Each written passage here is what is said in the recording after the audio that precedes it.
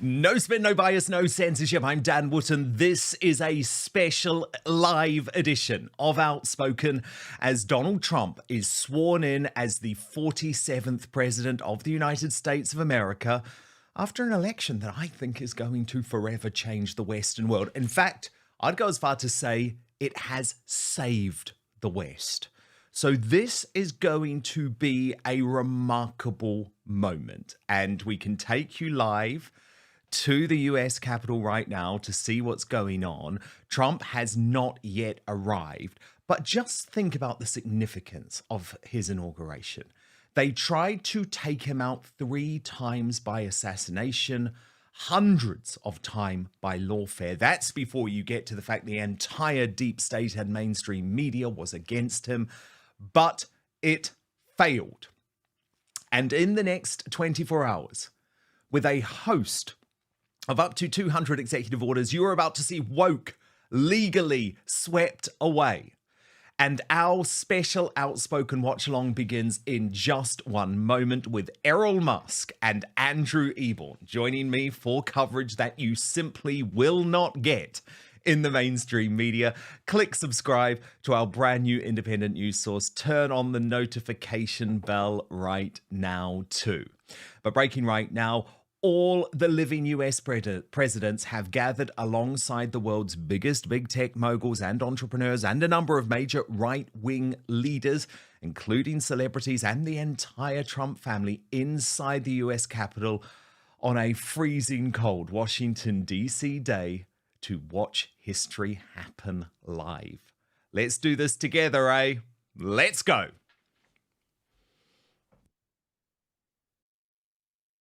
And now let me bring in my superstar panel, Andrew Eborn and Errol Musk, who are, of course, forming quite a double act these days.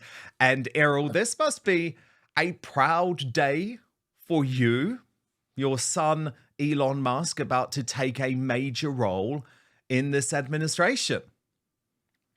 Well, yes, of course. I mean, proud. I don't know about proud. I'm pleased, I'm very pleased. I mean, he's the right person to be there. And as you stated so correctly earlier, just now, this is great. Things are looking up for the first time for I don't know how long. Andrew Eborn, do you agree with me that this is the moment that the West is saved from woke? Oh, I think without doubt. I mean, Trump has made it incredibly clear what he's going to do. He's going to turn everything upside down, all the sort of difficulties we've been having over all this time. It is the first president doing a non-consecutive term since Grover Cleveland. And I've been speaking to my colleagues over there in Washington who are freezing at the moment. Apparently it's minus 10 degrees. So we're nice and warm in this studio. But it's an electric atmosphere. They were up all night dancing to YMCA with the village people, and I think they're really exciting. There's a real electric feeling in Washington at the moment. There really is, isn't there? There really is. Errol, do you think that Donald Trump, given the team that he's built around him, does have the power and the ability to sweep away woke? Oh, yes, definitely. He's chosen the right team this time. The last time he chose a rotten team. Big time. But this is the right team. And not only that, this time he has, I read a thing saying 78% of the people in America believe America's on the right path. So he has united America behind him, you could say, and easily, I think. And he's got everything behind him. There's nothing to stop him now. I believe these people that have committed crimes during this period should not be let off. They should be charged. Well, indeed. And Errol, on that note, have you seen a preemptive pardon for Anthony Fauci? Well, I think that's completely disgusting. No. They can't do preemptive pardons. It's illegal. So you have think... to state what the pardon is. You have to say what the pardon's for. Crimes against humanity, I would argue, but there you go.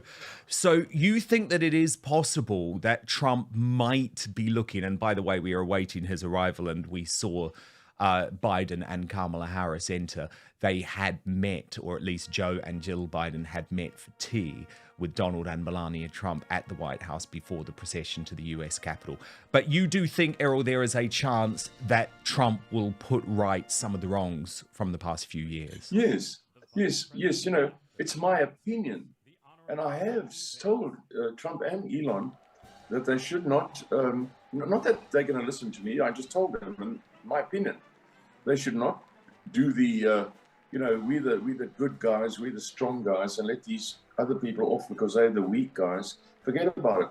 These people did things that are unacceptably bad, and they have to be held to account for it. That doesn't mean you're targeting your political enemies. You charge people for things they've done, and they must answer for them. And if they can answer properly, then you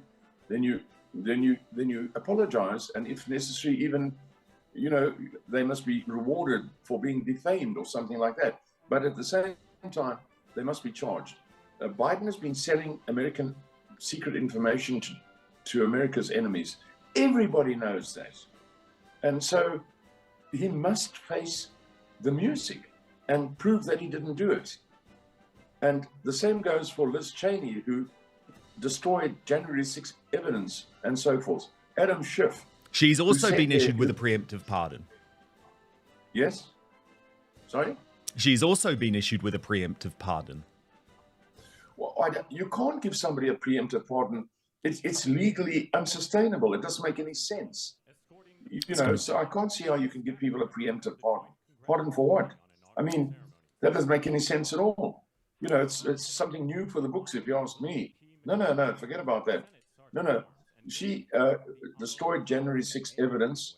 January the 6th was quite obviously a setup. I mean, even a child could work that one out. So, you know, they have to be faced, not to be targeted. They must answer questions. And it does look like we're going to get, Andrew Eborn, those January 6th pardons within the first 24 hours. The idea that Trump was going to go slow is for the birds. Yes, I don't think anybody could, in their right mind, think that Trump would ever go slow. I think the reality is he's made it very clear he's going to make a difference. Even before day one, you have the hostages being released yesterday. That was a lot due to Trump's intervention. You have TikTok now back up and running due to Trump, because he recognized that the big voters for him, the youth vote, came as a result of TikTok. So all of that's going to change as a result. And also, well, Elon made the point. Look, it's fine having TikTok in America, but what about having X and other platforms in China? So they need to look at that sort of side. But I always say that sunlight is the best disinfectant. So we need to look at all of the evidence. And as Errol rightly says, Andrew, sorry to interrupt, but Trump has just entered the US Capitol. So let's listen in.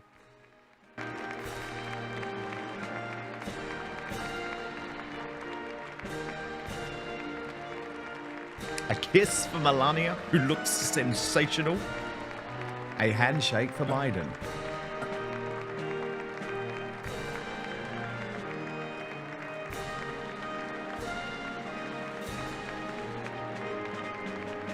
JD Vance, Baron Trump, who was of course a teenager during the first Trump administration.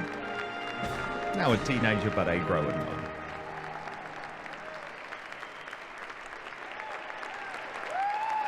What are you expecting from Trump's address, Errol?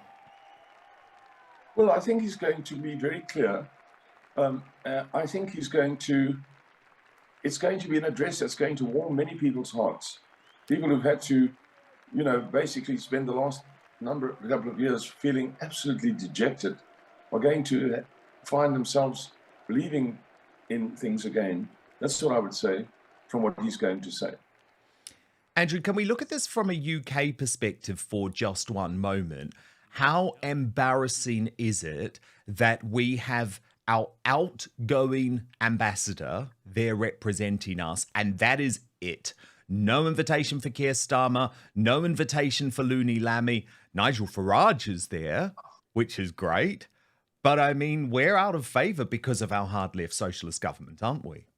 Well, certainly there's no love lost between Trump and Starmer, and all of the things that Starmer and Lammy and others have been saying about Trump is pretty abhorrent. It doesn't do anything for our special relationship. But just to put it in perspective, it doesn't normally happen that you invite foreign leaders to the inauguration. It's never happened beforehand that a British Prime Minister has been invited, although Trump has basically upset things again in terms of inviting certain people from around the world. But the optics about it, having Nigel Farage there, having a number of people, key people from the UK and other countries there, it sends all sorts of messages to the world. He also has key people from China, obviously, there, and there's the interesting relationships from that point of view. But it's certainly perceived in the global stage as a snub to Starmer. Can I just bring some breaking news while we're looking at these scenes from the US? And I think this is despicable. Keir Starmer has released his statement about the Southport massacre and Axel Rudikabana pleading guilty during Trump's inauguration address. He had hours to do this. This is disgusting. But let me just read out what he's had to say. I want the families to know that our thoughts are with them and everyone in Southport affected by this barbaric crime. The whole nation grieves with him. Our thoughts are with the families of B.B. King, Elsie Stancombe and Alice De Silva Aguiar, and the families of everyone affected who will be saved the ordeal of a protracted trial. The news that the vile and sick Southport killer will be convicted is welcome.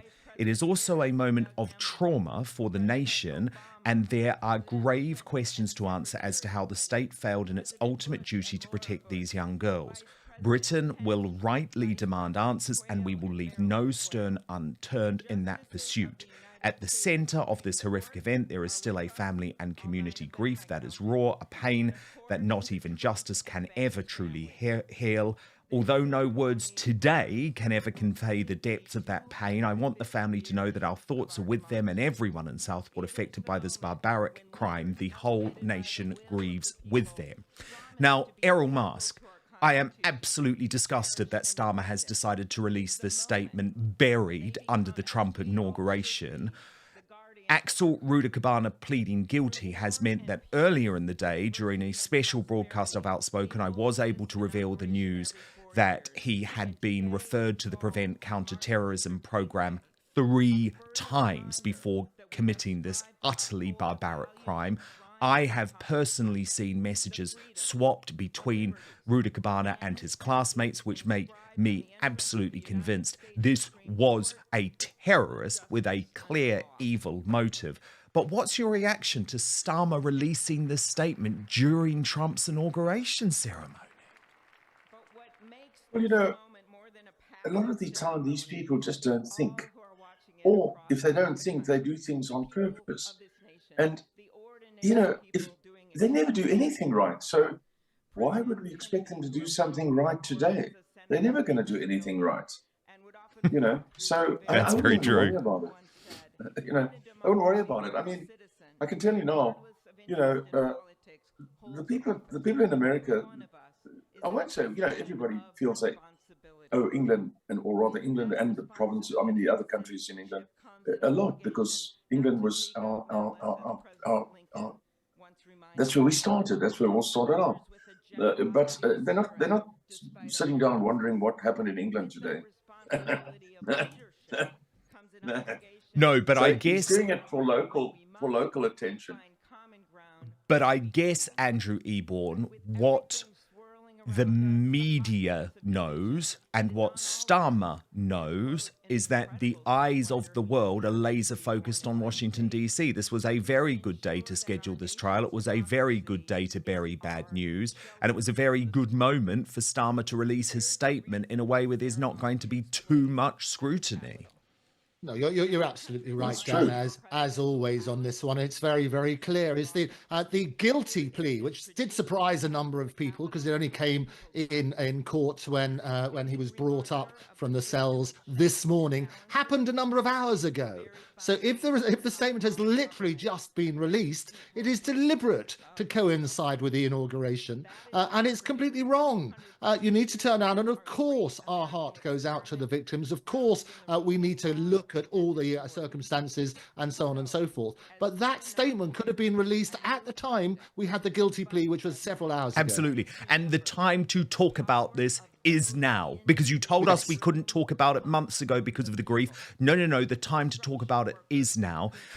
It does bring me on to Farage, who obviously was straight out of the blocks today with a statement saying that we may never know the truth. He had described Southport as the biggest cover-up of all time. Errol Musk, first to you, because it was your son Elon Musk that made major news by withdrawing his endorsement of Nigel Farage, saying that maybe he didn't have what it takes to be Reform UK leader. Some suggestion that they might try to patch it up while they're both in Washington, D.C. for the inauguration. What do you think is going to happen there? Or is your son the type of guy that once he's turned on someone, his mind is made up?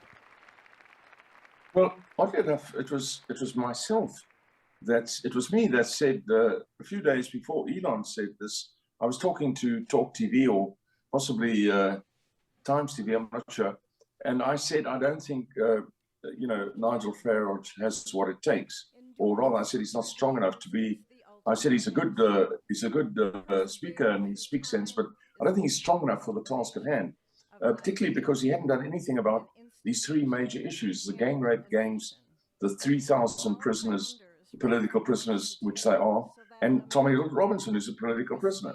And in fact, he sort of washed his hands of Tommy Robinson. So from my point of view, he was done. He was finished. And then a few days later, Elon said he does not see. He made a blank statement. He said Farage is no good. He didn't say he's not strong enough. He just says he's out. So as far as what's happened since then, I have noticed from watching things that Nigel Farage has come out a little stronger on the inquiry into the rape gangs. He hasn't mentioned a word about the 3,000 decent, ordinary people. I don't care what people say to me about that, who are sitting in prison now for objecting to their communities being ruined. And then Tommy Robinson, he hasn't said a word about that. So I can't see how Elon is going to say to him, well, now I see you doing a little bit more. But I see a little bit more from Farage's point of view. But I know my son, and he's got this sort of thing about things. He likes to think that he made a decision and he's stuck by it. He's not the sort of person who likes to be, told, well, you decided this then, and then you decided that later. Now, most of us are open to reason. So hopefully, maybe Elon is open to a bit of reason from Farage. But personally, I still don't think Farage is right. I still don't think he's right. If he was right, he would offer a hand of friendship to Tommy Robinson, who's nothing more than a political prisoner. Well, and not somebody, and he didn't go to Eton. So because he didn't go to Eton, like Andrew or something, he doesn't have a posh voice like Andrew or Douglas Murray or Christopher Hitchens. Well, look, there is a big update on that. I want both of your reaction to that. It has now been confirmed by Tommy Robinson's team. Let's look at the post. It's just come in. We are grateful to Elon Musk and his team at X for agreeing to provide support to Tommy Robinson for two specific legal cases: prison treatment and human rights violation, and the terrorism case. So confirmation there now, Errol, that actually your son is financially backing Tommy Robinson, further cementing the relationship, and I guess moving him away even further from where he is at in terms of Farage. Yes. No, that makes sense to me. I haven't heard anything about that. I mean, that's just the next logical step. I mean, to any thinking person, if you look at history, I mean, I've said this on the TV. I mean, if you look at history through the years, through hundreds of years, thousands of years, you often find that people who eventually rise were at some point jailed by the opposition on sort of spurious sort of reasons, So we have that here with Tommy Robinson. He hasn't done anything that warrants him being placed in confinement, solitary confinement for 18 months. I mean, they've just left off the lashes. You know, the lashes would have been the next, 100 lashes and 18 months in solitary confinement. They seem to leave the lashes off. Thank God. But the solitary confinement is bad enough, as you say. Andrew Eborn, your view on Musk furthering involving himself with Tommy Robinson? Yes, and I think it's not a surprise. Elon's been very public in terms of his postings. The point that Errol made on the show we do together is that Elon would have discussed this with President Trump before distancing himself from Nigel to that extent. Interesting. Yes, that's also true. It's a very good point. Interesting. By the way, we are standing by for the swearing in of Donald Trump. We will take that for you live and the inauguration address, but I have the brilliant Andrew Eborn and Errol Musk watching along with me live for the coverage that you won't get in the mainstream media. If you do have any questions for Errol or Andrew or myself as this historic day goes on, then just do pop them into the chat box on YouTube. Our poll is running there as well. So we are standing by for this very historic moment. And I guess it's a moment, Errol, that no one truly believed would happen. I mean, personally, I thought they were going to take Trump out with an assassination. Yes. And they came this close, this close. Oh, yes. Well, you know, the person behind Trump died. Mm-hmm. You know, I mean, I had these idiots saying it was firecrackers or something. The man behind Trump died. You know, that's not funny. Not funny at all. No. My own impression of that was, as a person who was a sharpshooter in the South African Defence Force, that was not somebody who fired those, was not that man on the roof that the youth that they blamed. There's no way it was youth firing with a red dot rifle. It's impossible to do that. That was done with a crosshair rifle. Really? So you think that it was potentially an inside job? Yes, definitely. Have you been worried about your son's safety, given that he was up on stage with Trump as early as late as last night? Yes, very worried, very, very worried. And Elon now has well over 100 bodyguards working in shifts. I've met some of them. They are extremely good men. And I'm pleased to be able to say that he provided his bodyguards in lieu of, or to assist, but rather in lieu of the government bodyguards for the last number of meetings. Trump was guarded by Elon's guards, which made us all feel much more safe, better. Wow. But isn't that an indictment on the Secret Service? Well, yes, it is, of course. I mean, the very things that happened are indictment of the civil service, of the Secret Service. It's a joke. But so what you're saying is that Trump trusts Musk's personal security more than he does his official detail. Well, I don't know if that's how it happened, but I just know that Elon insisted. So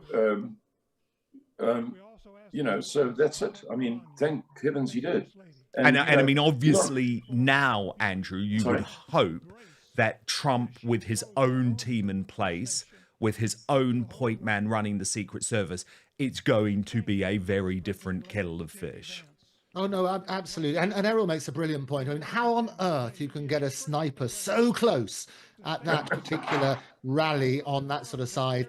Those questions have to be asked and answered. And I always say that we forget to shine a spotlight. We keep moving on to the next media story. But there are so many questions that need to be answered about that particular day. Yes. Breaking news just in. One of President Joe Biden's final acts in office has been to pardon several more family members. These are apparently sweeping pardons covering all of their non-violent actions dating back to 2014. Of course, he had already pardoned his son, Hunter Biden. So Biden is clearly incredibly worried. The people who are named: James Biden, Sarah Jones Biden, Valerie Biden Owens, John T. Owens, Francis W. Biden. He's not taking any chances. This is a full and unconditional pardon, Errol. That's unconstitutional. He's not in a position to do that. Just as he's not in a position to pardon people, let's say in outer Romania or something, for doing something they did. These are people that are outside the ambit of the state, and so he can't do that. I can't see how you can pardon these people. And pardoning them simply confirms everything that people have know and been saying. He's not in a position to stealing from the United States government. They've been stealing the government's money. They've been taking bribes that are outside that. You know. Please raise your right hand. Indeed. No, okay. no, Biden's not going to get away with this. It is incredible. I was looking at the number of pardons that were given by people. George W. Bush from 2001 2009 gave 200 pardons. Barack Obama was 1,927. Donald Trump in his previous term gave 237. And Joe Biden, I'm not sure if this number includes the latest ones, Dan, but 8,064 pardons. Let's cross now to the US Capitol where J.D. Vance is being sworn in. Obligation freely, without any mental reservation, without any mental reservation, or purpose of evasion, and that I will well and faithfully discharge, the duties of the office, on which I am about to enter, So help me God. Congratulations, Mr. Vice President. J.D. Vance, now the Vice President of the United States of America. What an incredible story. Remember, he was a never Trumper in 2016. Are we looking at the 48th President of the United States? Because, of course, Trump can only serve 4 more years. And now we build up to the big moment. Let's listen in. The presidential oath of office.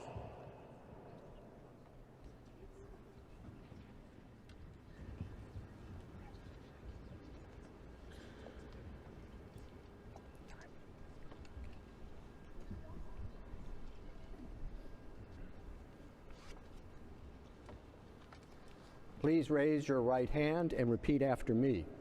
I, Donald John Trump, do solemnly swear. I, Donald John Trump, do solemnly swear that I will faithfully execute the office of President of the United States the office of President of the United States and will, to the best of my ability, preserve, protect, and defend the Constitution of the United States. So help me God. Congratulations, Mr. President.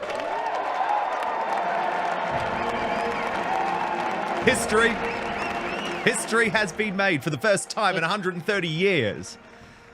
A man serves a non-consecutive term as president. This was a moment the entire deep state tried to not make happen. Errol, Mask, your reaction. Well, you know, in some ways, this leapfrogging situation of, you know, Trump, Biden, then Trump again, has been quite advantageous, because had Trump gone on to a second term, none of the terrible things that we've found out would have come out. So what's happened is they've come out, and now the right people are in a position to deal with it. So, you know, I mean, this, I don't want to go on about something that's quite obvious. This pardoning thing, I mean, are they stupid or something? How stupid you must be to do what they're doing. I mean, do they think that the people out there, the public, every man and woman is an idiot? Seems they do. Andrew Eborn, your reaction to this moment of history.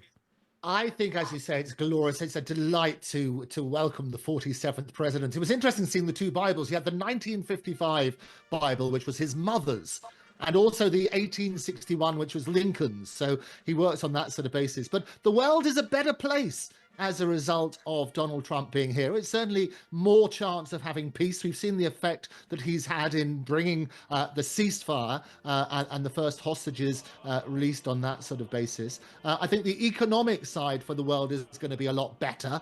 And I think world leaders around that sort of side are more scared of Donald Trump than they ever were of Joe Biden. So I think the world is a better place as a result of it. Woke is now officially in retreat. One of President Trump's first acts as president is going to be to cancel, simply end all DEI, all diversity schemes across the American government. A move like that immediately makes such a difference. He's going to protect biological females, end the trans madness in one fell swoop. But of course, Errol, as Andrew points out, perhaps the most important thing is about bringing peace to the world. There were no wars during Trump's first term. Perhaps the biggest challenge for him is to find a way to end the conflict between Russia and Ukraine. Well, yes, I even thought that it would have ended before the end of last year because of Trump's election. Look, I'm not an expert, but as a person who reads and tries to understand things, the provinces in Ukraine that were incorporated in Ukraine, but in fact are Russian provinces, which was done sort of willy-nilly in the early 90s or after the Soviet Union collapsed, created a problem that just never ended. And to take a great country and do that to Russia as a great country, it's great. You're creating a problem for some point in the future. It was all that kind of thing. In fact, you can look at most problems have been created sometime in the past by stupid decisions. So my personal feeling is that the provinces that are purely Russian should actually be ceded by Ukraine to Russia, and there should be a peace. The other thing is that it's quite apparent that Ukraine, it's apparent to me, is some kind of money laundering, experimenting completely place corrupt for people in the West. Completely corrupt. And we have Slippery Starmer, who's bankrupting his own country, going over there saying, oh, here's money for another 100 years.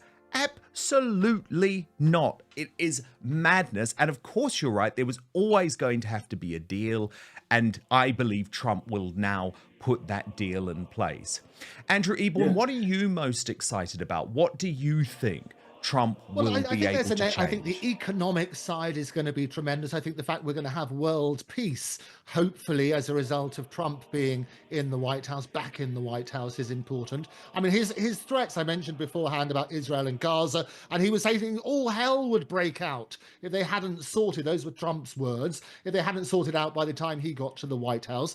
Well, the focus is now going to be on Ukraine and Russia. And he was making the point that every time he said Zelensky was the best salesman in the world, every time he came to America, he'd go back with billions in his back pocket to keep supporting it. So I do think we're going to see peace, hopefully very, very soon. So I'm excited about that. As you say, getting rid of all the woke nonsense is important. But the economic, the world needs a sort of a more stable economy. And he's certainly going to encourage that. There's going to be a lot of innovation. He's going to get rid of lots of regulation, which has stultified that sort of innovation. And that's one of the great things about having Elon on board and as his sort of right-hand man on that sort of side. Doge, the whole... Go Doge, exactly. Well, I think it's really important point, Andrew, because do you know the thing I'm most excited about more than anything? It's free speech. Because free speech is on the comeback trail. The fact that you've got Mark Zuckerberg there having literally overnight removed the most ridiculous and backward censorship that we saw for years, shutting down common sense, shutting down science. And it is Musk that did this, Errol. It really is. The Overton window has shifted. And it's not just Facebook that's represented today. It's not just X. All of the big tech companies are there, including Google. So finally, we are going to see free speech return to the world. And to me, that really matters. Yes. Yes, absolutely. And thank heavens for that. Yes, absolutely. I I think, it's so obvious. They're all running up and changing their tune. It's almost comical, if you know what I mean. Yeah, Watching it is. them all run about. I mean, changing their you've tune. had Zuckerberg even change his appearance. It's like he wants to be a Trump bro now. Yes, I can't speak on that too much, but I hear you. I believe so. And Okay. Let's go back to the my own US son, for that Capitol matter. and we'll watch along for this historic inauguration address from President Donald J. Trump. Let's go.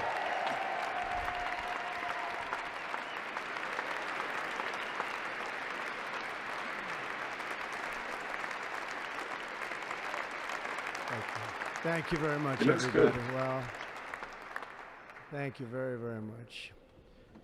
Vice President Vance, Speaker Johnson, Senator Thune, Chief Justice Roberts, Justices of the United States Supreme Court, President Clinton, President Bush, President Obama, President Biden, Vice President Harris, and my fellow citizens. The golden age of America begins right now. Yes. Great line.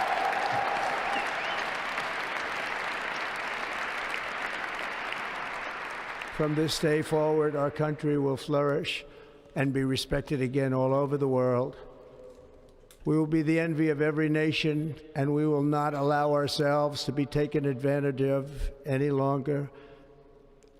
During every single day of the Trump administration, I will very simply put America first.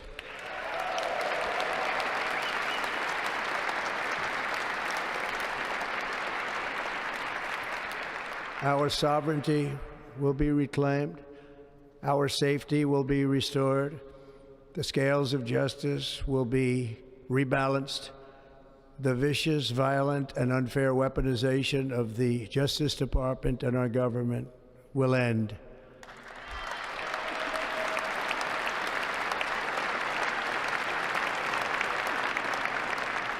And our top priority will be to create a nation that is proud, prosperous, and free.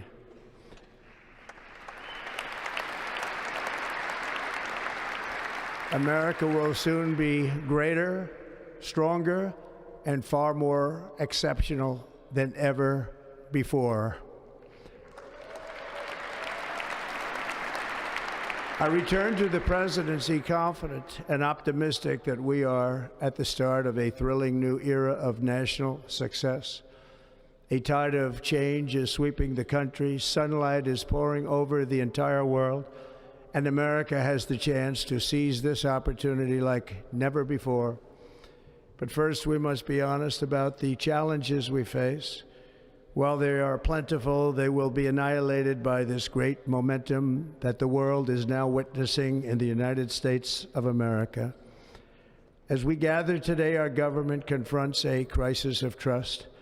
For many years, a radical and corrupt establishment has extracted power and wealth from our citizens while the pillars of our society lay broken and seemingly in complete disrepair. We now have a government that cannot manage even a simple crisis at home, while at the same time stumbling into a continuing catalog of catastrophic events abroad. It fails to protect our magnificent, law-abiding American citizens, but provides sanctuary and protection for dangerous criminals, many from prisons and mental institutions that have illegally entered our country from all over the world. We have a government that has given unlimited funding to the defense of foreign borders, but refuses to defend American borders or, more importantly, its own people. Our country can no longer deliver basic services in times of emergency, as recently shown by the wonderful people of North Carolina, been treated so badly.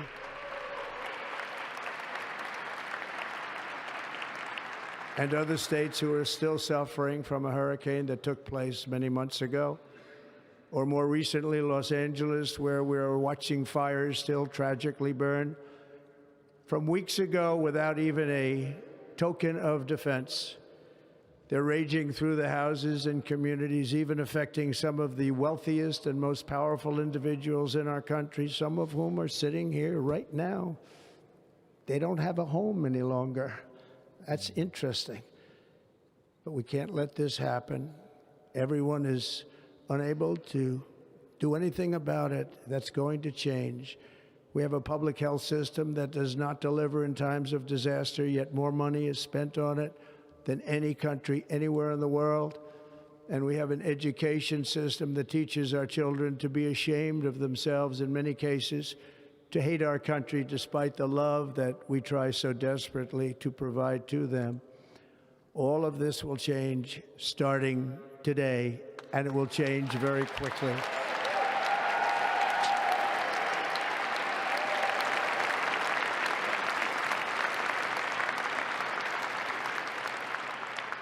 My recent election is a mandate to completely and totally reverse a horrible betrayal and all of these many betrayals that have taken place, and to give the people back their faith, their wealth, their democracy, and indeed their freedom. From this moment on, America's decline is over.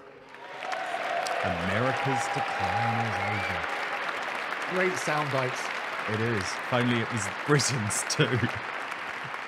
Our liberties and our nation's glorious destiny will no longer be denied, and we will immediately restore the integrity, competency, and loyalty of America's government. Over the past 8 years, I have been tested and challenged more than any president in our 250-year history. True. And I've learned a lot along the way. The journey to reclaim our republic has not been an easy one, that I can tell you. Those who wish to stop our cause have tried to take my freedom and indeed to take my life.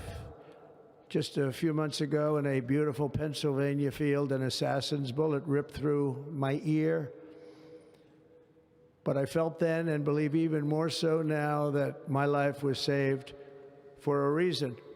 I was saved by God to make America great again. Powerful. I'm so glad you mentioned the assassination, given the mainstream media pretend that it didn't happen. Thank you.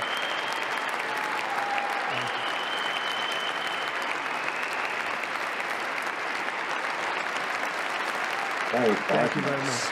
Sneak out.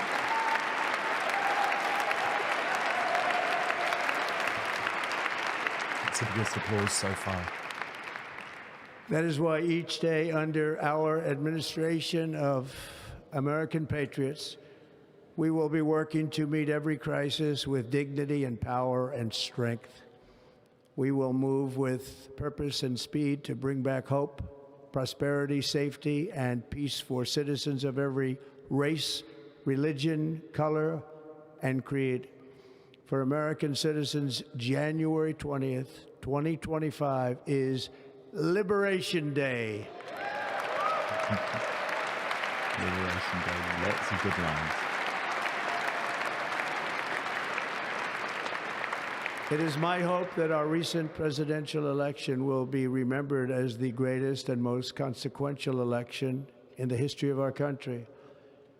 As our victory showed, the entire nation is rapidly unifying behind our agenda with dramatic increases in support from virtually every element of our society, young and old, men and women, African Americans, Hispanic Americans, Asian Americans, urban, suburban, rural, and very importantly, we had a powerful win in all 7 swing states, and the popular vote, we won by millions of people. To the Black and Hispanic communities, I want to thank you for the tremendous outpouring of love and trust that you have shown me with your vote. We set records, and I will not forget it. I've heard your voices in the campaign, and I look forward to working with you in the years to come. Today is Martin Luther King Day, and his honor, this will be a great honor, but in his honor, we will strive together to make his dream a reality. We will make his dream come true.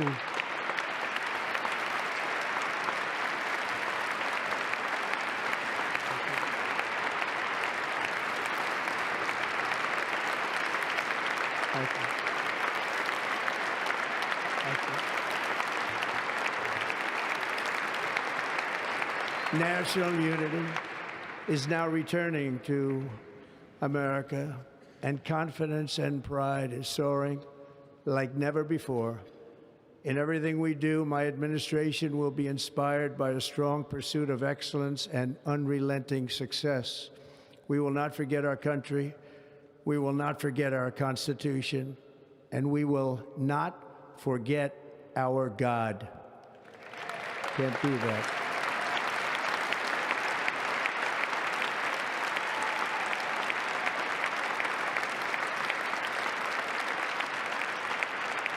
Today, I will sign a series of historic executive orders. With these actions, we will begin the complete restoration of America and the revolution of common sense. It's all about common sense. The revolution of common sense. I will declare a national emergency at our southern border.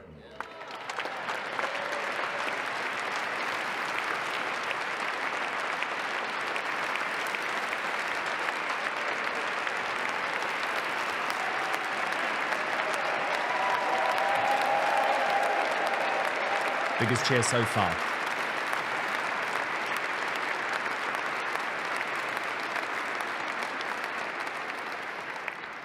All illegal entry will immediately be halted, and we will begin the process of returning millions and millions of criminal aliens back to the places from which they came. We will reinstate my Remain in Mexico policy. Mass deportations are back. That's what he promised. I will end the practice of catch and release. And I will send troops to the southern border to repel the disastrous invasion of our country. If only a politician would Under have the same orders bravery I in the signed UK. today, we will also be designating the cartels as foreign terrorist organizations. People smugglers are terrorists. I've said it for years. Great move. We need that rhetoric here. Yes, we do. And by invoking the Alien Enemies Act of 1798, I will direct our government to use the full and immense power of federal and state law enforcement to eliminate the presence of all foreign gangs and criminal networks, bringing devastating crime to U.S. soil, including our cities and inner cities.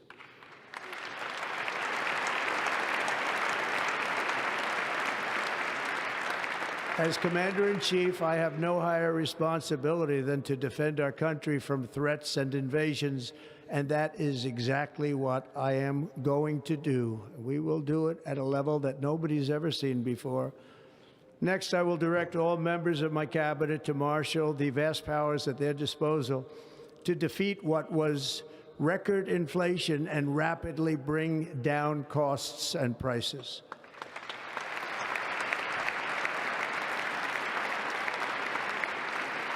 The inflation crisis was caused by massive overspending and escalating energy prices, and that is why today I will also declare a national energy emergency. We will drill, baby, drill. Drill, baby, drill.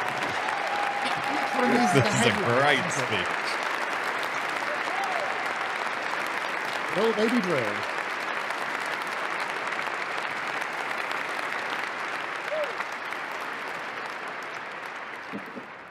America will be a manufacturing nation once again, and we have something that no other manufacturing nation will ever have, the largest amount of oil and gas of any country on earth, and we are going to use it. We're going to use it. We will bring prices down, fill our strategic reserves up again, right to the top, and export American energy all over the world. We will be a rich nation again, and it is that liquid gold under our feet that will help to do it. With my actions today, we will end the Green New Deal and we will revoke the electric vehicle mandate, saving our auto industry and keeping my sacred pledge to our great American auto workers.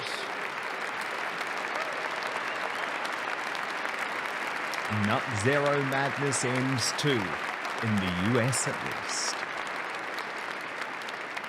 In other words, you'll be able to buy the car of your choice. We will build automobiles in America again at a rate that nobody could have dreamt possible just a few years ago. And thank you to the auto workers of our nation for your inspiring vote of confidence. We did tremendously with their vote. I will immediately begin the overhaul of our trade system to protect American workers and families. Instead of taxing our citizens to enrich other countries, we will tariff and tax foreign countries to enrich our citizens.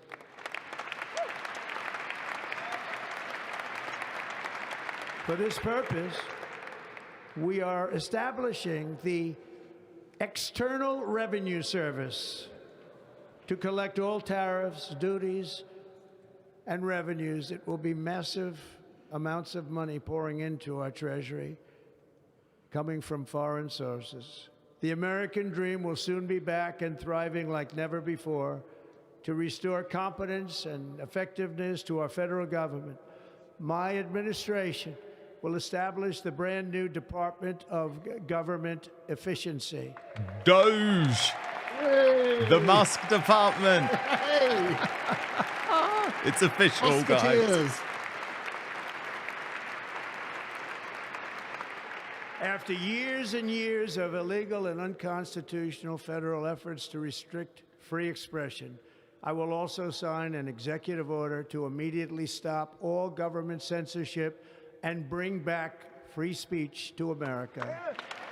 Most important line of the speech for me, because I think it will bring back free speech to the world. Yes.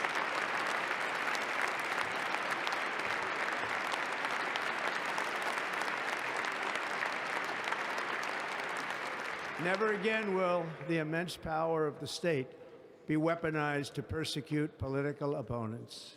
Something I know something about. We will not allow that to happen. It will not happen again. Under my leadership, we will restore fair, equal, and impartial justice under the constitutional rule of law. Two-tier justice, also gone in the United States of America. We are going to bring law and order back to our cities.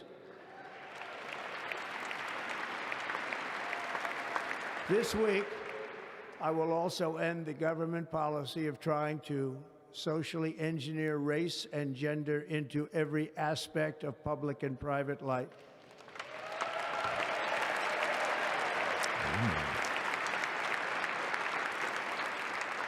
We will forge a society that is colorblind and merit-based.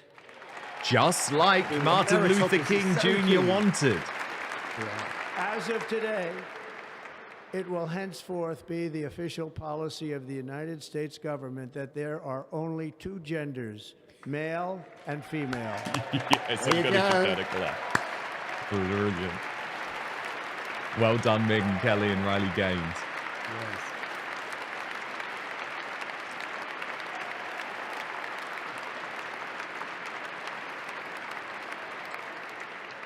This week, I will reinstate any service members who were unjustly expelled from our military for objecting to the COVID vaccine mandate with full back pay. Good. Good. Excellent. We cannot forget what was done great- over COVID.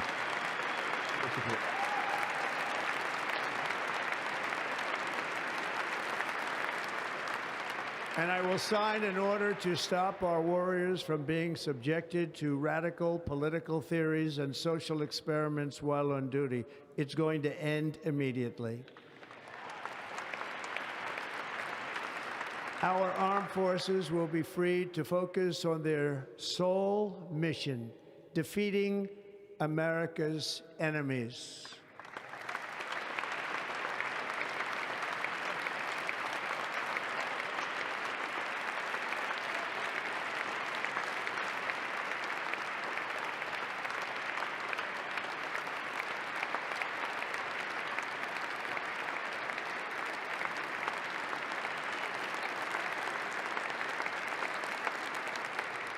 Like in 2017, we will again build the strongest military the world has ever seen.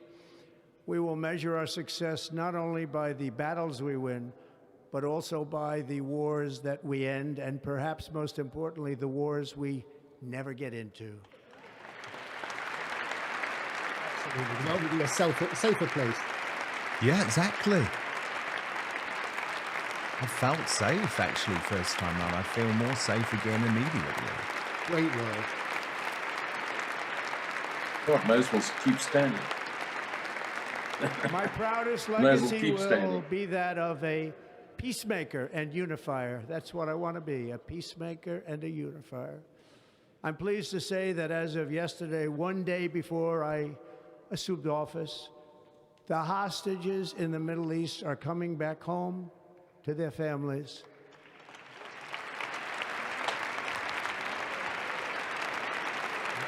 Great news, as you said earlier. Amazing. Absolutely amazing.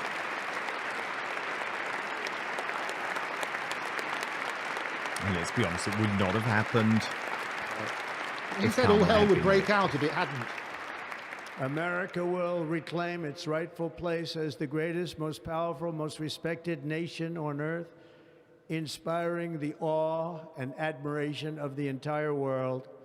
A short time from now, we are going to be changing the name of the Gulf of Mexico to the Gulf of America, and we will restore the name That's a good of one. a great president, William McKinley, controlled to it. Mount McKinley, where it should be and where it belongs.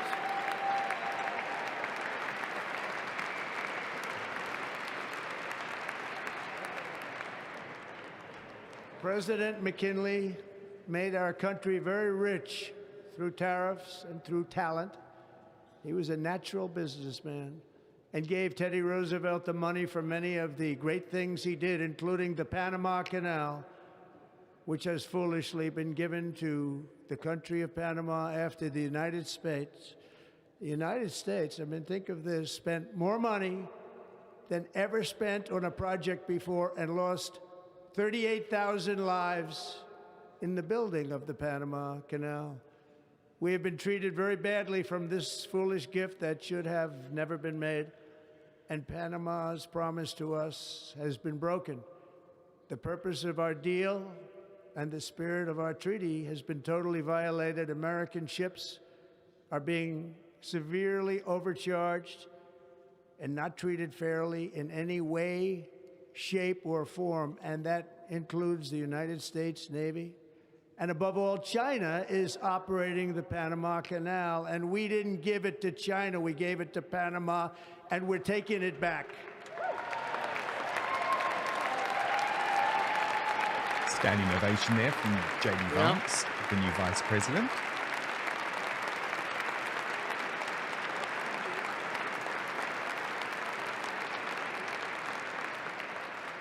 Above all, my message to Americans today is that it is time for us to once again act with courage, vigor, and the vitality of history's greatest civilization. So as we liberate our nation, we will lead it to new heights of victory and success. We will not be deterred. Together we will end the chronic disease epidemic and keep our children safe, healthy, and disease-free. The United States will once again consider itself a growing nation, one that increases our wealth, expands our territory, builds our cities, raises our expectations, and carries our flag into new and beautiful horizons. and we will pursue our manifest destiny into the stars, launching American astronauts to plant the stars and stripes on the planet Mars. He did promise that. That's what he said. He'd make sure he helps Elon with his vision. Well, I think it's great to put space exploration back on the agenda. We need some ambition in this speech, and I like it.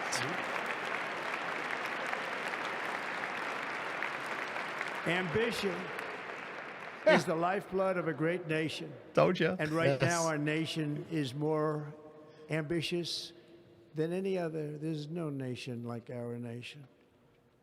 Americans are explorers, builders, innovators, entrepreneurs, and pioneers.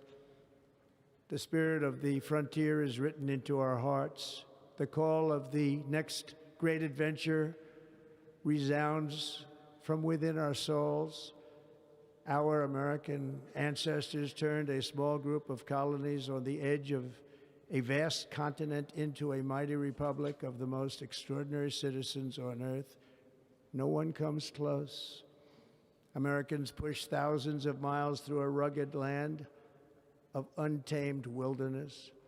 They crossed deserts, scaled mountains, braved untold dangers, won the Wild West, ended slavery, rescued millions from tyranny, lifted billions from poverty, harnessed electricity, split the atom, launched mankind into the heavens, and put the universe of human knowledge into the palm of the human hand. If we work together, there is nothing we cannot do and no dream we cannot achieve. Many people thought it was impossible for me to stage such a historic political comeback. But as you see today, here I am. The American people have spoken.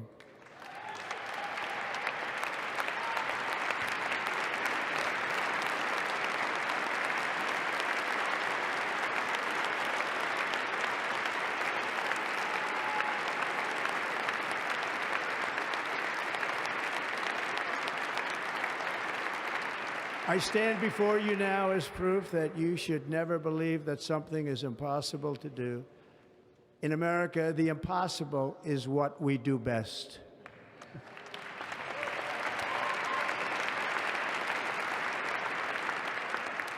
From New York to Los Angeles, from Philadelphia to Phoenix, from Chicago to Miami, from Houston to right here in Washington, D.C., our country was forged and built by the generations of patriots who gave everything they had for our rights and for our freedom. They were farmers and soldiers, cowboys and factory workers, steel workers and coal miners, police officers and pioneers who pushed onward, marched forward, and let no obstacle defeat their spirit or their pride. Together they laid down the railroads, raised up the skyscrapers, built great highways, won 2 world wars, defeated fascism and communism, and triumphed over every single challenge that they faced. After all we have been through together, we stand on the verge of the 4 greatest years in American history. With your help, we will restore America promise, and we will rebuild the nation that we love, and we love it so much. We are one people, one family, and one glorious nation under God. So to every parent who dreams for their child and every child who dreams for their future, I am with you, I will fight for you, and I will win for you. We're going to win like never before. Fight, fight, fight, win, win, win. I like to hear it. Yes. Thank you. I actually think this is one of his best speeches, actually. I really do. Superbly focused, wonderful sound bites. Thank you. In recent years, our nation has suffered greatly, but we are going to bring it back and make it great again, greater than ever before. We will be a nation like no other, full of compassion, courage, and exceptionalism. Our power will stop all wars and bring a new spirit of unity to a world that has been angry, violent, and totally unpredictable. Yep. America will be respected again and admired again, including by people of religion, faith, and goodwill. We will be prosperous. We will be proud.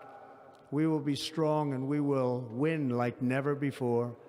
We will not be conquered. We will not be intimidated. We will not be broken, and we will not fail. From this day on, the United States of America will be a free, sovereign, and independent nation. We will stand bravely. We will live proudly. We will dream boldly, and nothing will stand in our way because we are Americans. The future is ours, and our golden age has just begun. Thank you. God bless America. Thank you all. Thank you. Thank you very much. What Thank you very much. a speech. Probably The the best golden he's ever age done. of America begins right now. This is a liberation day. I was saved by God to make America great again. A revolution of common sense, and I will win for you. As you say, Andrew Eborn, soundbite after soundbite after soundbite. But compared to his first address, which was all about America in decline, this is a very confident Donald Trump, who quite rightly thinks much he's going more to change confident. the world.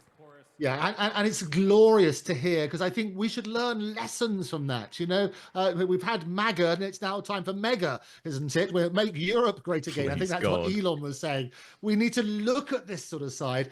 Every single soundbite, he's touching the key issues of people, the electorate around the world. It's about immigration, it's about economy, it's getting rid of woke and unnecessary words, and so on and so forth. But freedom of speech, as you say, is the vein that runs through all of that as well. It's the best speech I've ever heard him give. Errol Musk, That's one of the your best speeches I've reaction. ever heard. Well, it's not only the best speech he's made, it's one of the better speeches I've ever heard. You know, Full I can't stop. think of much better. And Wow. it's very sorely needed speech. You know, very sorely needed. And quite frankly, I don't know how Biden's still standing there, because if I'd have been him, I'd have looked for a way out by crawling through the chairs or something, you know, find a way out. You know, how to get out of there. He could have The interesting thing as well is that it's very different, as Dan says, to the speech he made last time Yes. he was president, which was a very negative speech. This is a very positive speech. It's a message of hope to the world. It is fight, fight, fight, but we're going to win, win, win. Absolutely. Well, yes, last time they didn't really know what was going on. This time we have a very clear picture. We have a very, very clear picture. You know, consider the things that he just said. You know, it was a straightforward, not a slap in the face.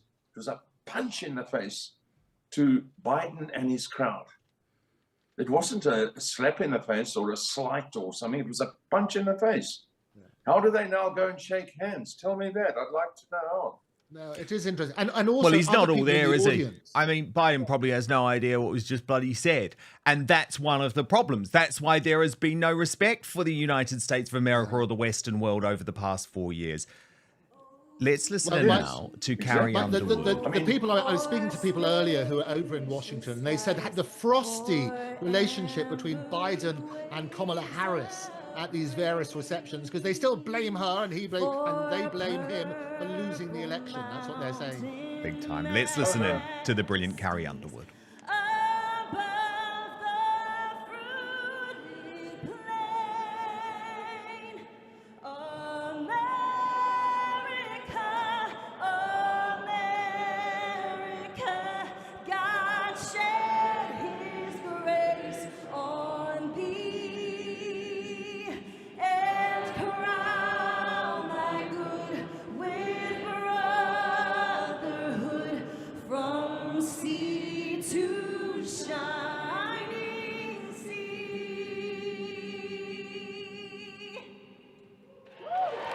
Absolutely stunning. A painful moment there for Kamala Harris. It is interesting, isn't it, Andrew Eborn, just to see the shape-shifting of American culture. Carrie Underwood, I'm a huge fan. She's a great woman. She's a patriot. She won American Idol. But she's not the only big name. I mean, Snoop Dogg said a few years ago, you were Uncle Tom if you dared perform for Trump. Well, he's performing this time around. So there has been a big cultural shift towards MAGA too. Oh, absolutely. You've got Lean Greenwood, you've got Christopher Macchio performing as well as Nelly and Rascal Flatts. And obviously Village People, don't forget Village People. Trump gave them their #1 after all those years, YMCA. And that was one of the highlights of seeing yesterday. Oh, God, the excitement of that. I don't think the it ended in Trump the original Village People, but a glorious stuff. And I tell you what, everybody feels patriotic. She was a brilliant performer, a great performance by Carrie Underwood. And I think everybody's got a sense of pride. As I say, it's a really uplifting message and contrasts dramatically to last time around. Let's listen into the religious part of the ceremony. Absolutely. Almighty God, There's nothing a person can say. your prophet Jeremiah walked the streets of Jerusalem and blessed its inhabitants with the Hebrew words, Baruch HaGever Asher Yiftach BaHashem. Blessed is the one who trusts in God. Thousands of years later, this great nation, which adopted these words as its motto, in God we trust, stands at a moment of historic opportunity. Americans are searching for meaning. Our merciful Father, help us rise to meet this moment. Bless President Donald J. Trump and Vice President J.D. Vance with the strength and courage to choose the right and the good. Unite us around our foundational biblical values of life and liberty, of service and sacrifice, and especially of faith and morality, which George Washington called the indispensable supports of American prosperity. Guide our schools and college campuses, which have been experiencing such unrest, to inspire the next generation, to pair progress with purpose, knowledge with wisdom, and truth with virtue. Hear the cry of the hostages, both American and Israeli, whose pain our president so acutely feels. We are so thankful for the 3 young women who yesterday returned home, and pray that the next 4 years brings peace to Israel and throughout the Middle East. Almighty God, grant all Americans the opportunity to realize our shared dream of a life filled with peace and plenty, health and happiness, compassion and contribution. Stir within us the confidence to rise to this moment. For while we trust in God, God's trust is in us, the American people. America is called to greatness, to be a beacon of light and a mover of history. May our nation merit the fulfillment of Jeremiah's blessing, that like a tree planted by water, we shall not cease to bear fruit. May all of humanity experience your love and your blessing. May it be thy will, and let us say, Amen. Let us pray for our 47th president. Heavenly Father, we're so grateful that you gave our 45th and now our 47th president a millimeter miracle. We are grateful that you are the one that have called him for such a time as this, that America would begin to dream again. We pray that we would fulfill the true meaning of our creed, that we hold these truths to be self-evident, that all men are created equal. We pray that you use our president, that we will live in a nation where we will not be judged by the color of our skin, but by the content of our character. Heavenly Father, in the name of Jesus, we are so grateful today that you will use our 47th president, so we would sing with new meaning, my country, 'tis of thee. Sweet land of liberty, of thee I sing. Land where my fathers died, land of the pilgrim's pride, from every mountainside. Let freedom ring, and because America is called to be a great nation, we believe that you will make this come true. So let freedom ring. From the prodigious hilltops of New Hampshire, let freedom ring. From the mighty mountains of New York, let freedom ring. From the heightening Alleghenies of Pennsylvania, let freedom ring. From the snow-capped Rockies of Colorado, let freedom ring.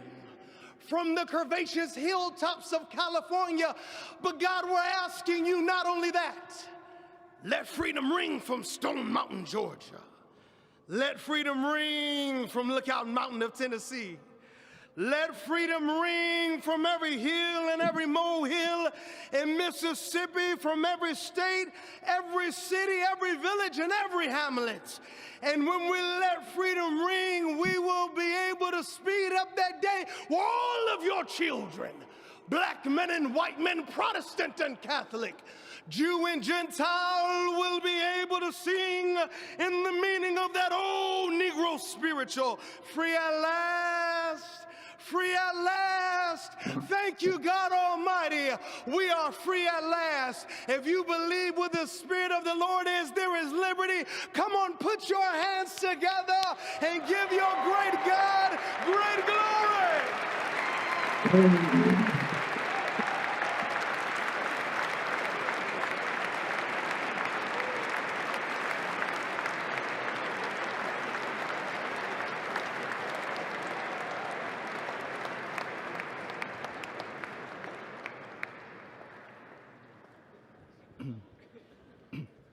Almighty and eternal God, we gather here today in reverence, joined in our shared hopes and dreams for our beloved nation.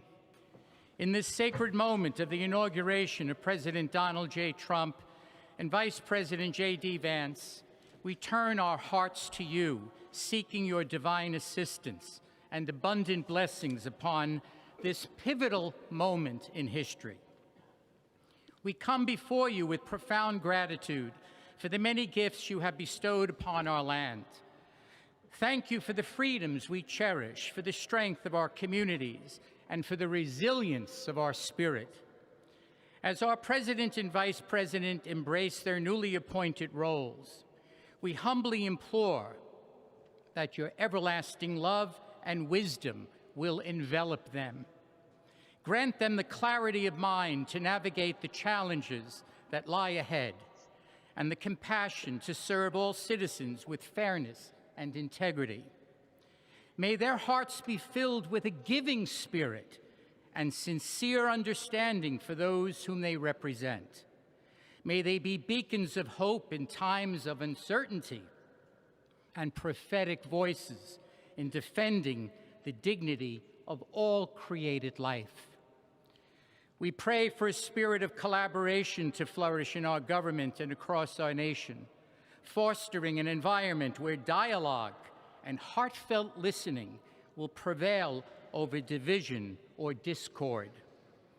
May each decision made by our President and Vice President reflect the values of justice and peace.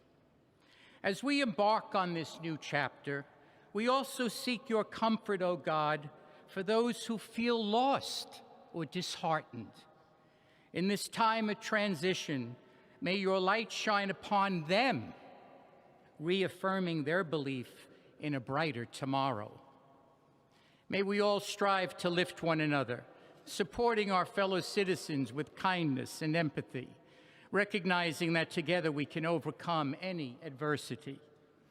Grant us the strength to endure, the courage to face our fears, and the clarity to see the light that remains, even when clouds of uncertainty may gather.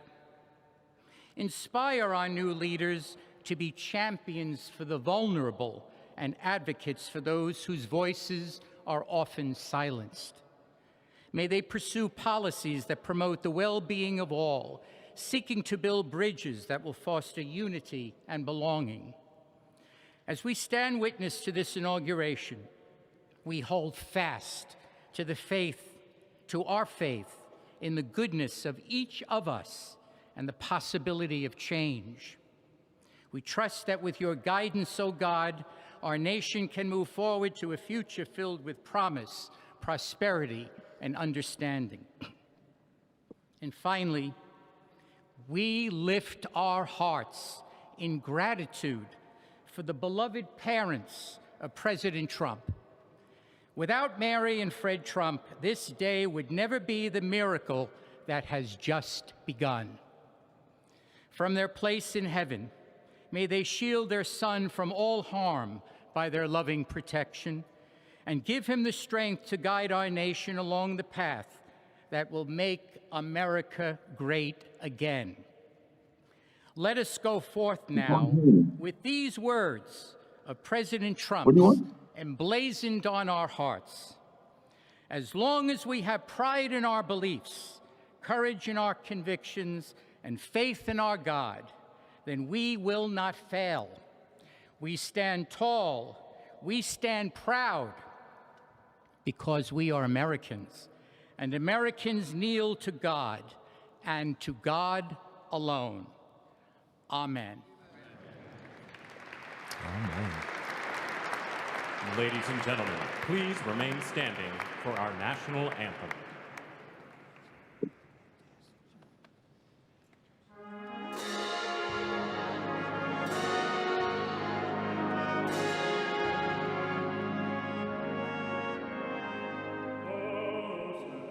Can you say, o'er the dawns early light, what a proudly we hailed at the twilight's last gleaming, whose the stripes and bright stars through the perilous fight are the ramparts we watched were so gallantly streaming, and the rockets in glee heaven blasting in air gave proof to the night that our flag was still there. Oh, say does that song bring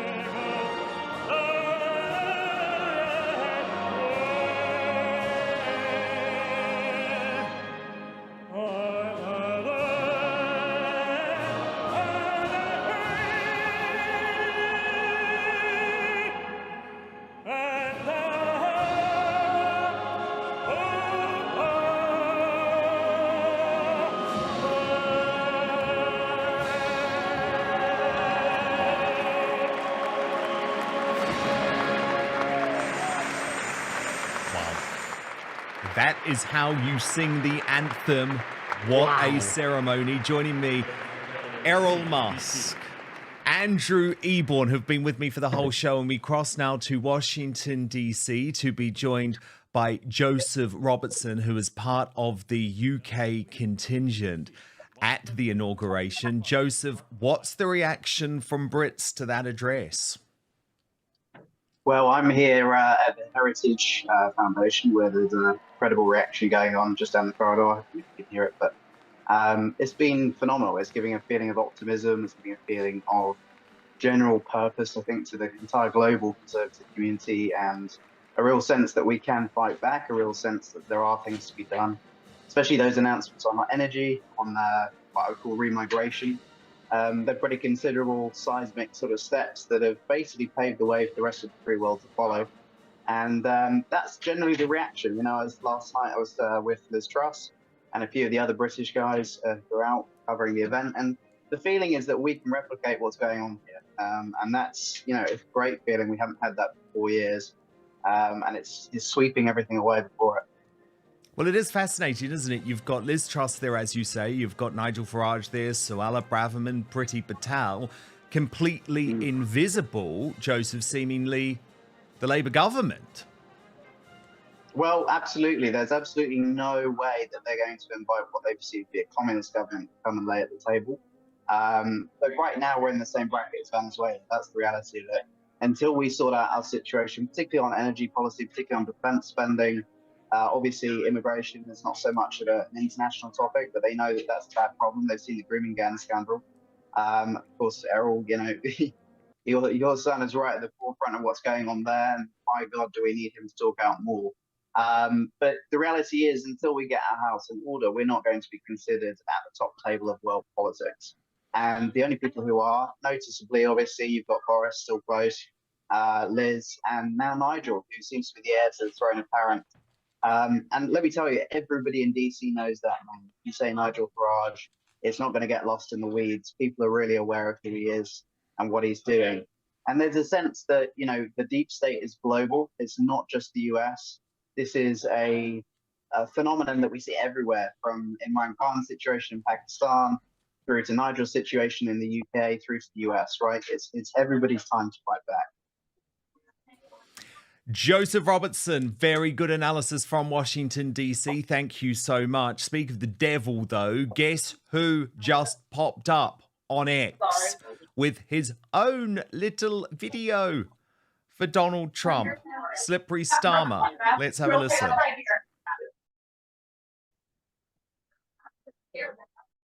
My warmest congratulations to President Trump on his inauguration as the 47th President of the United States. For centuries, the relationship between our two nations has been one of collaboration, cooperation, and enduring partnership. It is a uniquely close bond. Together, we have defended the world from tyranny and worked towards our mutual security and prosperity.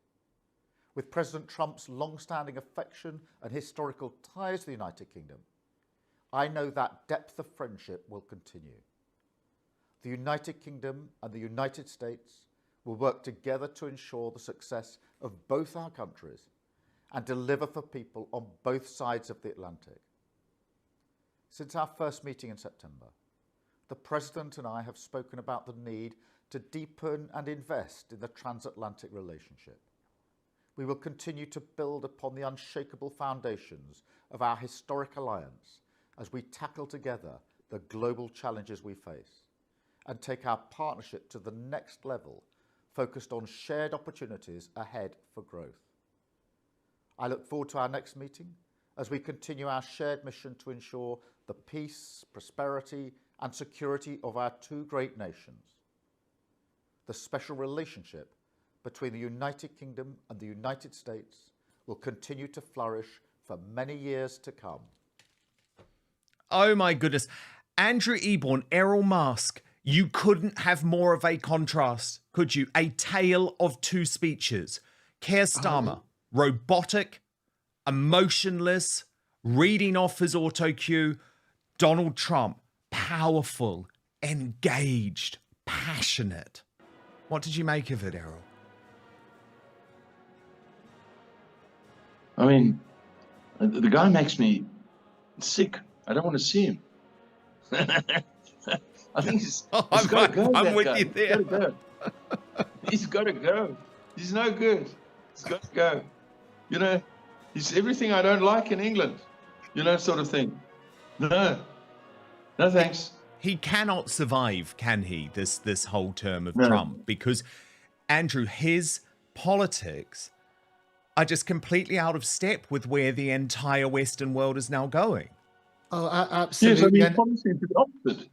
Sorry. You're so right. And when we were listening to, as I say, Trump's the best speech I've heard him ever give, every little soundbite, if only we had a leader that could command that sort of respect, as opposed to sort of the charisma bypass that we have in the current prime minister. What tends to happen is that past UK leaders typically visit the US weeks or months after inauguration. I mean, Theresa May did it 7 days after Trump's post 2017. Gordon Brown, I think, was was March 2009 after Obama.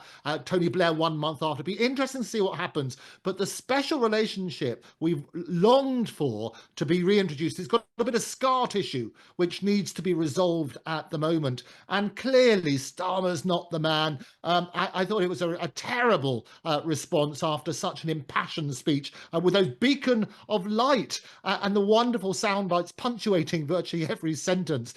Trump was at his best today, and even those outside of America, there should be hope in our hearts. Well, indeed. And of course, sorry, Errol, you come in. Absolutely. Absolutely. I mean, you know, Starmer, I don't know, well, how did this happen? That's my question. It's just not good. Not good. It's not good at all. He seems to put his foot in it. You know, I wasn't listening to a word he said. Just didn't sound right to me. No, indeed. And the thing is, there's been this cover-up regarding the Southport massacre.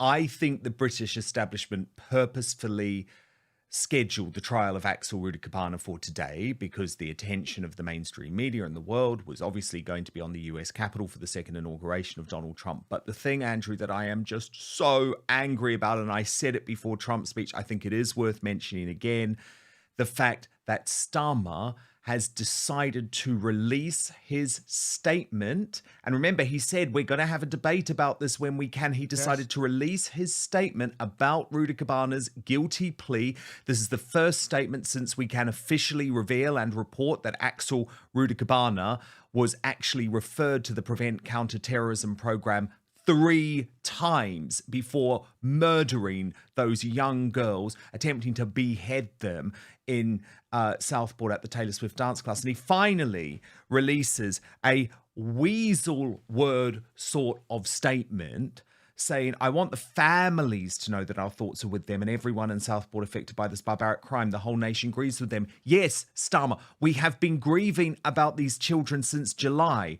But what we want to know and what we want to have a very important discussion about is why the hell he was allowed to do this, given the authorities knew. And I just think slipping this statement under the radar, it's like a good time to bury bad news, Andrew Eborn, but this isn't going away. We are not going to forget his cover-up. And we must never, ever, ever let it go away. I mean, all praise to Elon for shining a spotlight on the rape gangs and so on and so forth. But the reality of this and the timing of that announcement from Starmer, we heard about the guilty plea that was put in several hours ago.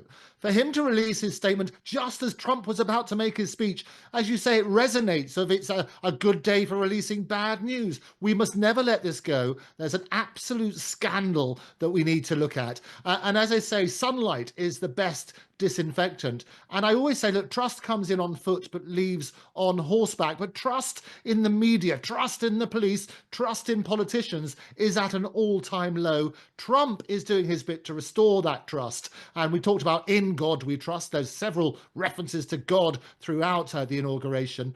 We need to look at what's happening over here in Britain. Take a lesson from Trump, take a lesson from that speech, and we should get some of that over here. Oh, I'm inspired by you two. You two are such a brilliant double act. Just before I talk about where we can hear much more from you, I have to show you this cute little moment and get your reaction, Errol. So this was the moment when Donald Trump mentioned Mars, and you can see your son, Elon, clapping, cheering, smiling, doing the big thumbs up. So it looks like that was his favorite moment, would you imagine?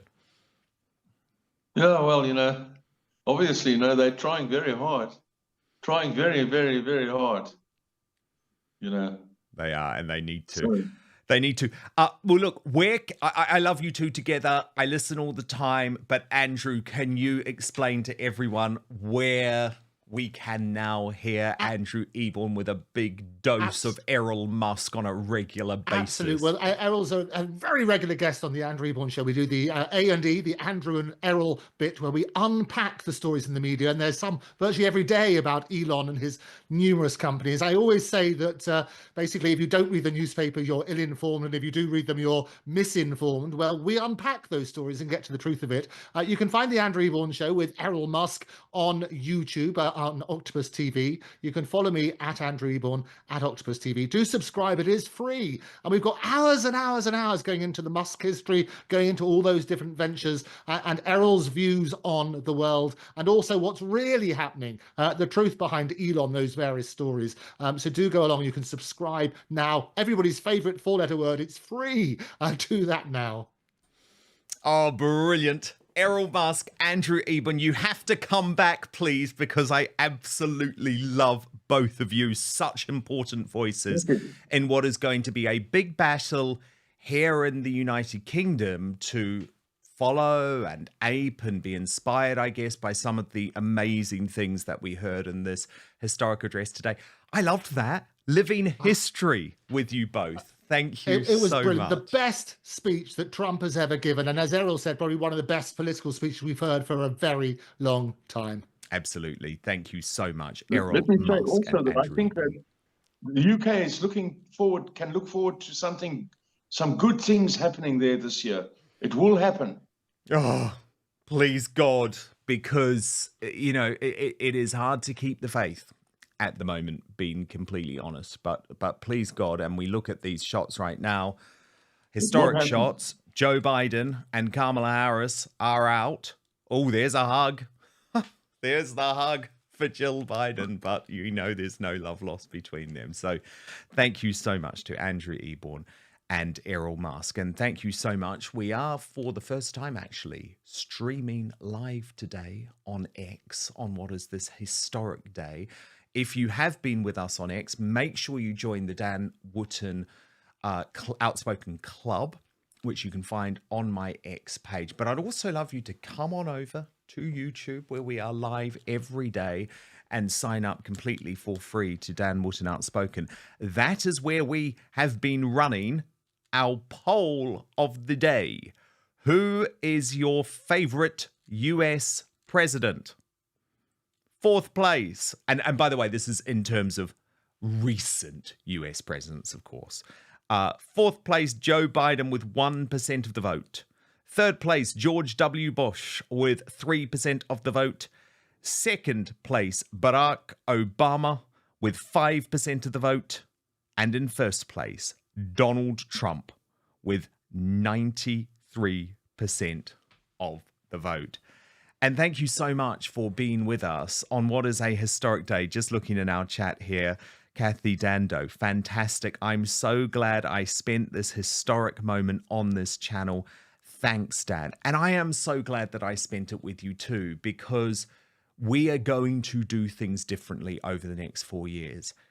Trust me, the era of the mainstream media being in charge of the narrative is over. And thank God for that. And for example, I hope, and many of you may not have, because it was not at it was at an unusual time, but we went live earlier today for a special edition of the show covering all of the revelations from Southport, all of the terrible things that went on there. And it is so important that we keep sight on that. I'm just looking at some more of your comments. Jojo Yucks Taro says, move to tears over the Trump speech. Things are so desperate here in the UK. And I think that is very, very true, actually. It is desperate here. However, we absolutely can keep the faith, because at the end of the day, we, the people, have the ability, as the US has proven, to overrun the deep state, and that absolutely has to happen here in the UK. Now, of course, we have a very big week ahead with all of these developments out of Southport, so we are back live 5 p.m. tomorrow UK time, midday Eastern, 9 a.m. Pacific. I would recommend, though, if you are interested, that you go back and watch our special report on all of the revelations from Southport. I've got exclusive reporting on that. It's incredibly, incredibly important. So you can find that on both X and YouTube, a special show from earlier today.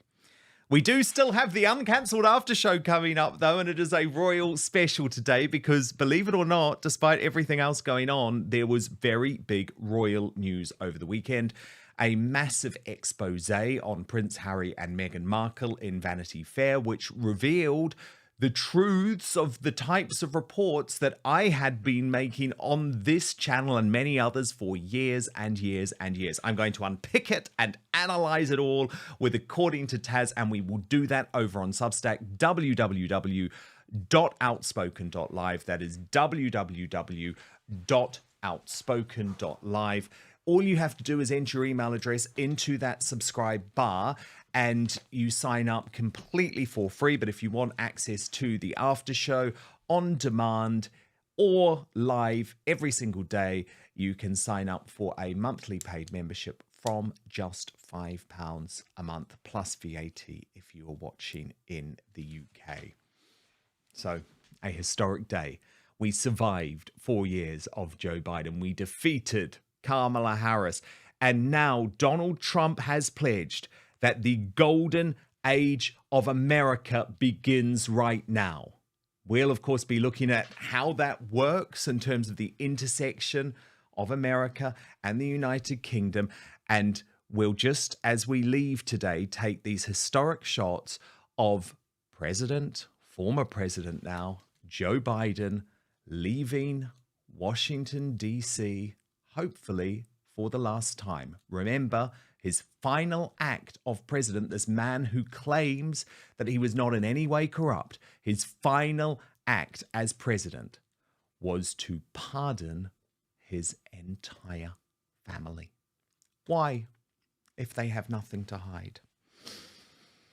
But Donald Trump says he was saved by God to make America great again. Thank you for living history with us here on Outspoken today. Do sign up on Substack, www.outspoken.live for the after show with According to Taz. Thank you so much to the brilliant Andrew Eborn and the fascinating Errol Musk. And remember, I will always keep fighting for you.